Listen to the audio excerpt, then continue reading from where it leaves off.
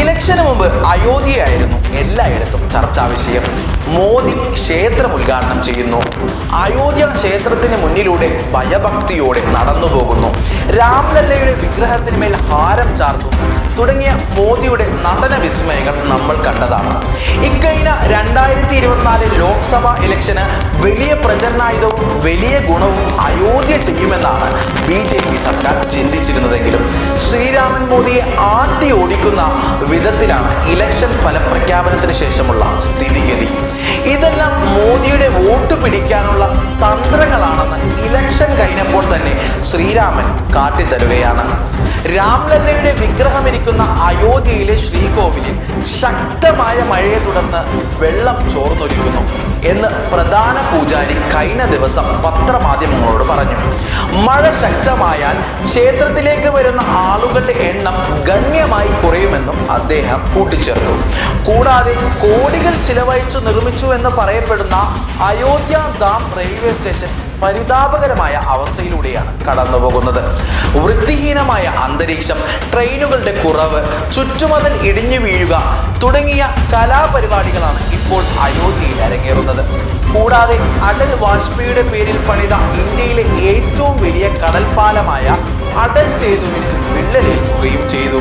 മോദി എത്ര മുക്കിയിട്ടുണ്ടാകും? ഇന്നിതാ പുതിയ വാർത്ത കൂടി വന്നിരിക്കുന്നു.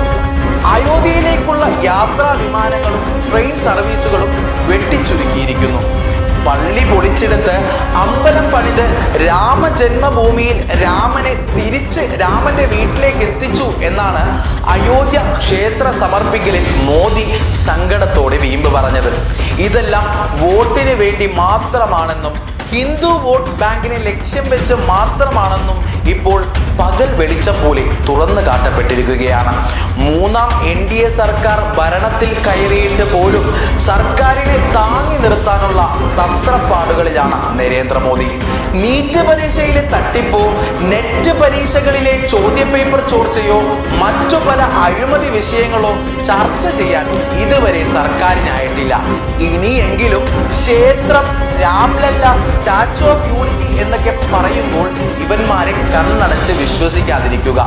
അയോധ്യ ഏറ്റവും വലിയ വിശ്വാസ ഇടമാണെന്ന് പറഞ്ഞവർ അവിടെ തന്നെ ഇത്ര തട്ടിപ്പ് നടത്തുമ്പോൾ മറ്റ് ഇടങ്ങളിൽ എത്ര വലിയ തട്ടിപ്പുകളും അഴിമതികളുമായിരിക്കും ഈ തട്ടിപ്പ് വീരന്മാർ നടത്തിയിട്ടുണ്ടാകുക. അധികാരത്തിലേറിയിട്ടും രാജ്യത്തെ ബാധിക്കുന്ന സുപ്രധാന വിഷയങ്ങളെ പരിഗണിക്കാതെ സ്വന്തം ഇരിപ്പിടം പോകാതെ നോക്കാനുള്ള തന്ത്രപ്പാടുകളിലാണ് മോദി. ഇനിയെങ്കിലും കണ്ണടച്ച് വിശ്വസിക്കാതിരിക്കുക എന്നതാണ് ജനാധിപത്യ ബോധമുള്ള പൗരൻ എന്ന നിലയിൽ ചെയ്യാൻ കഴിയുന്നത്.